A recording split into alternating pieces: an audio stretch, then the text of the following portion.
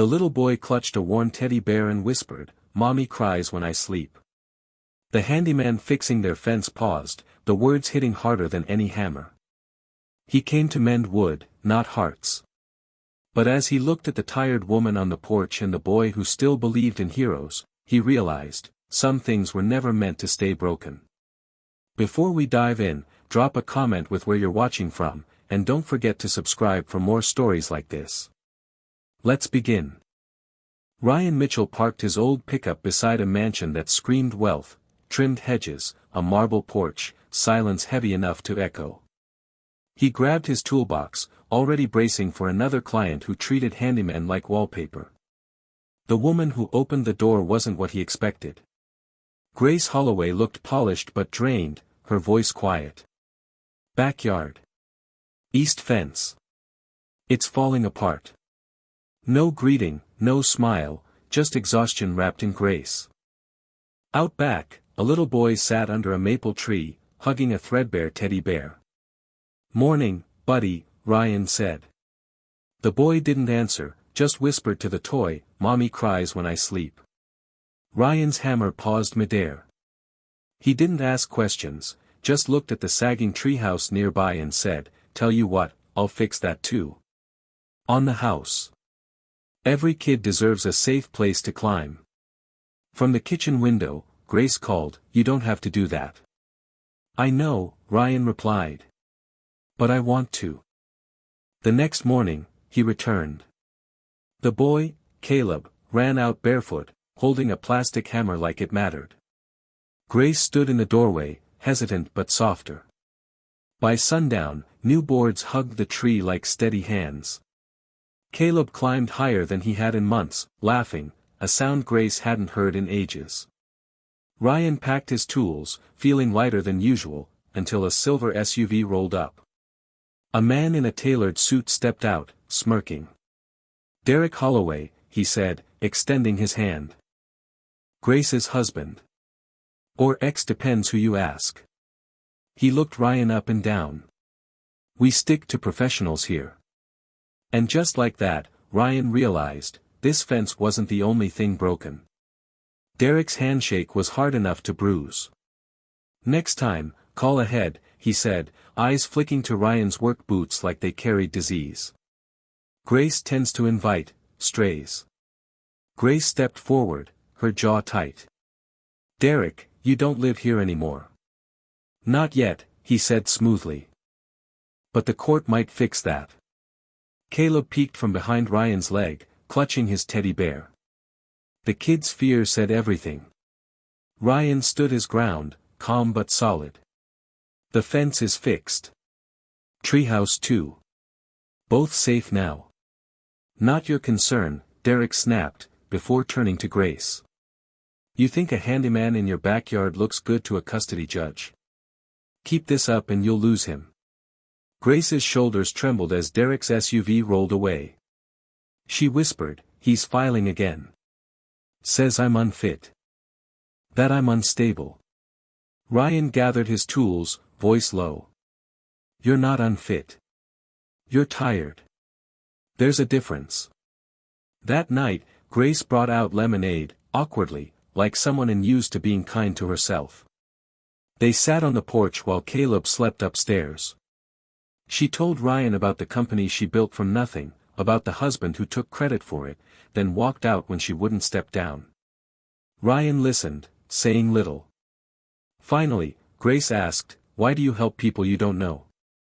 He thought of his wife, of smoke and fire and the nurse who once held his hand in silence. "Because once, a stranger helped me. Kindness fixed what grief tried to destroy." Grace looked away quickly, blinking back something sharp. Then her phone buzzed, a new message from Derek's lawyer. Her face went pale. "He's using you, Ryan. Photos, rumors. Says I'm bringing strange men around my son." Ryan's voice didn't waver. "Then I'll tell the truth." She met his eyes for the first time that night. "Why would you risk that?" He smiled faintly. "Because your boys started laughing again. That's reason enough." And in that moment, Grace realized this man wasn't fixing her fence anymore, he was quietly rebuilding her strength. The next morning, the Holloway house buzzed like a courtroom before trial. Grace sat at the kitchen table with her attorney, papers spread like battle maps, bank statements, schedules, texts. Ryan stood near the doorway, feeling like a wrench dropped in a war he didn't start. "They'll argue instability," the lawyer said. "Your workload, your emotional state, his presence here." Grace rubbed her temples. "His presence?" "The handyman," the lawyer replied, nodding toward Ryan. "They're spinning him as a male influence, with no background check." Ryan cleared his throat. "You want me gone, I get it." But Grace shook her head. "If I start pushing away the only decent people in our lives, he wins." Outside, Caleb worked beside Ryan, painting the new treehouse rail white. His tongue stuck out in concentration. "Mom says you're helping," he said. "Trying to," Ryan replied. Caleb smiled shyly. "You fixed my treehouse. Maybe you can fix Mommy too." Ryan's heart clenched. The kid's words were simple, but heavy as truth. Later that night, as Ryan loaded his truck, a tabloid blog post popped up on Grace's phone: CEO's handyman, hidden romance or reckless parenting. Photos showed Ryan on the ladder, Grace handing him lemonade. Derek's fingerprints were all over it.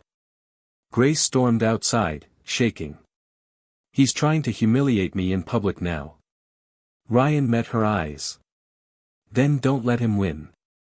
When he got home, he found a folded piece of paper in his toolbox, Caleb's drawing. 3 figures under glowing lights: Mom, me, and the fixer.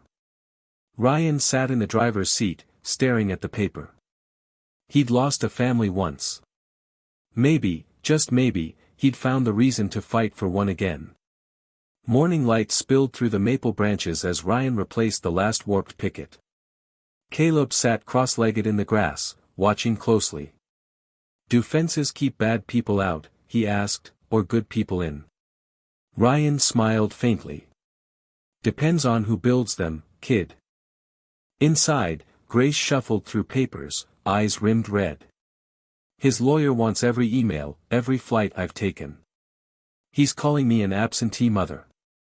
She dropped a folder onto the table. "All I've ever done is work to give Caleb a life he doesn't have to hide from."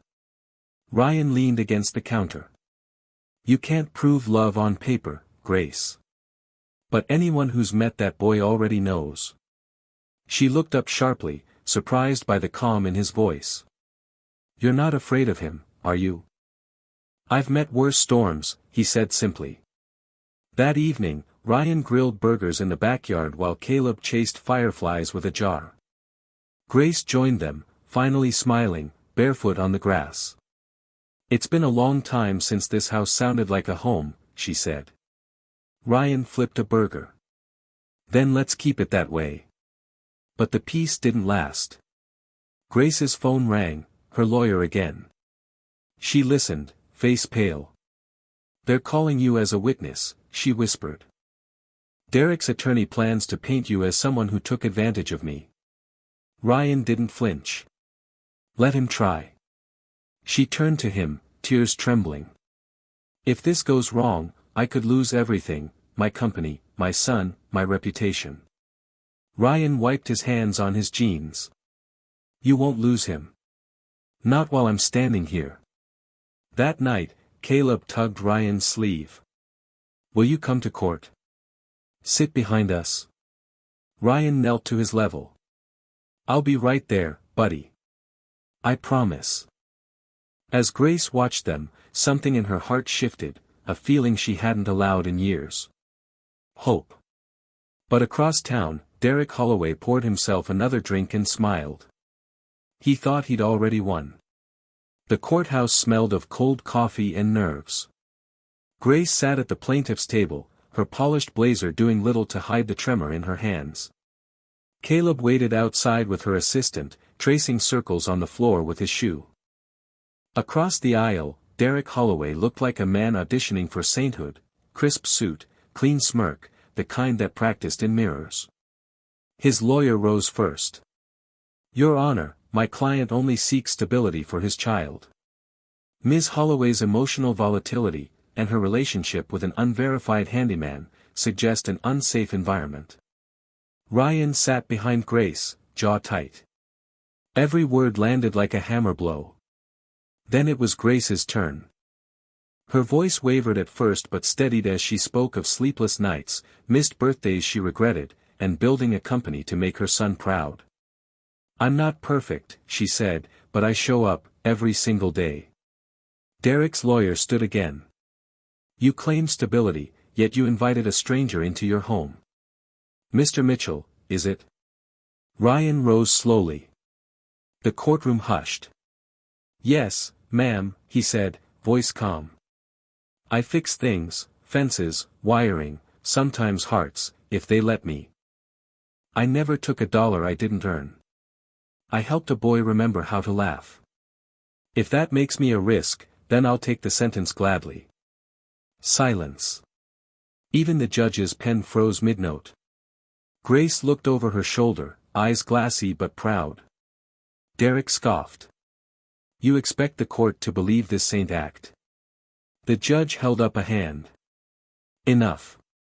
I've heard all I need." She turned to Grace. "Ms. Holloway, you are granted full custody. And as for Mr. Mitchell," a small smile touched her lips. "This court commends your integrity." Grace covered her face, shoulders shaking.